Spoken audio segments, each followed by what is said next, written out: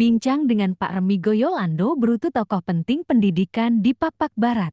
Kenapa di bawah kepemimpinan Pak Remigo ada bus sekolah? Apa sih pemikiran beliau sampai membrang itu? Si kebijakan bus sekolah gratis itu ada dulu dibuat. Jadi begini, itu berawal dari kemampuan masyarakat yang rendah itu jangan lagi dibebani oleh pendidikan, jangan lagi dibebani dengan kesehatan. Yang paling mendasar kan begitu ya, sakit keluar uang, sekolah anak keluar uang. Makanya itulah keluarlah kebijakan sekolah gratis. Sekolah gratis mulai dari tingkat PAUD, TK, SD, SMP, SMA dulu, tapi SMA kembali diambil oleh provinsi. Kesehatan juga demikian. Dari waktu ke waktu kita berusaha untuk menjadikan kesehatan itu gratis. Karena kita waktu itu mengcover hampir 100%, universal health coverage kita. Kita dapat penghargaan dari presiden dulu. Bahwa termasuk kabupaten yang mengcover masyarakatnya dengan asuransi.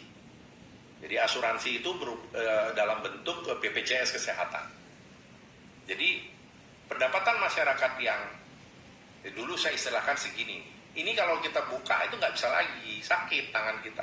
Pendapatannya udah mentok, tapi pengeluarannya juga banyak.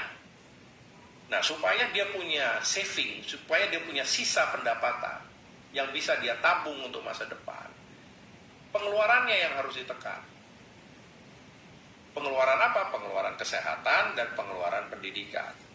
Nah, pendidikan sudah gratis, beasiswa sekolah sudah gratis. Apalagi sektor pendidikan yang mengeluarkan biaya, yakni adalah angkutan, transportasi dari sekolah, dari rumah ke sekolah, dari sekolah ke rumah.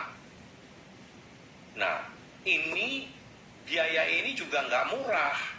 Saya lupa hitungannya berapa. Dulu kita pernah hitung bensin, oli, depresiasi sepeda motor, becak dan lain sebagainya. Kita hitung itu pengeluaran keluarga berapa sih gitu. Nah, kita mau hemat ini supaya pengeluaran yang sedikit tadi, pendapatan yang sedikit tadi tidak habis hanya untuk membiayai anak-anak sekolah untuk transportasi. Jadi salah satunya itu adalah bus sekolah. Supaya mereka tidak lagi mengeluarkan uang untuk transportasi dari rumah ke sekolah, dari sekolah ke rumah. Ya, kita belilah bus, waktu itu kita waktu itu punya 6, 1 dishub punya, bus bantuan dari pemerintah pusat. Tapi kita convert, kita rubah menjadi bus sekolah. Gratis, kita subsidi. Kita gratiskan. Dulu mau kita berjenjang, kita mau ganti gitu, mau ganti sistem dan kita mau bertambah, tapi ya satu dan lain hal tidak jadi. Karena ya itu tadi ada sesuatu. Nah, intinya adalah kita harus menekan pengeluaran masyarakat. Makanya lahirlah kebijakan itu. Nah, kembali lagi kalau ditanya hari ini kenapa nggak ada, saya juga nggak tahu. Dan saya tidak kompeten untuk menjawab itu. Karena mungkin situasinya sudah berbeda kan, bahwa prioritas pemerintah saat ini bukan ke situ mungkin. Prioritasnya ya saya nggak tahu kemana, sehingga itu dianggap menjadi biaya, beban, dan harus dikurangi. Beban kan memang harus dikurangi. Jadi prioritasnya berubah menjadi lain, atau mungkin menjadi kebantuan alat-alat pertanian misalnya.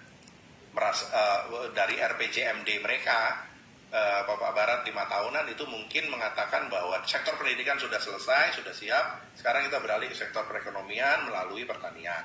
Sehingga kebijakan kita mengarah ke sana selama 5 tahun. Bisa saja. Karena situasional pada saat ini sekarang seperti itu. Jadi kalau pertanyaanmu ke situ, saya nggak tahu.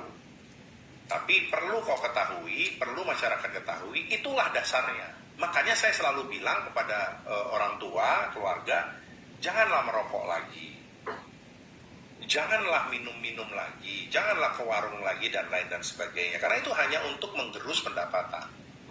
Jadi untuk saya tambahkan sedikit, upaya kita untuk menekan pengeluaran masyarakat, khususnya yang mau masuk ke perguruan tinggi, kita bangun dulu asrama sekolah. Mungkin Vero nggak tahu ya, tapi mungkin tahu juga bahwa kita dulu sekarang ini punya MES Pemkab Papak Barat. Tahu Pak. MES Pemkab Papak Barat itu dibangun dengan tujuan pertama, originalnya itu bukan untuk MES, Originalnya itu adalah untuk mahasiswa pertama yang kita sekolahkan, artinya mahasiswa tingkat pertama yang bersekolah di Medan khususnya. Kenapa harus ada asrama? Karena mereka nggak tahu di mana mau tinggal. Orang Papua Barat dari kuta-kuta, terus dia harus cari tempat kos. Duitnya dari mana untuk kos? Sementara kita kasih beasiswa dia.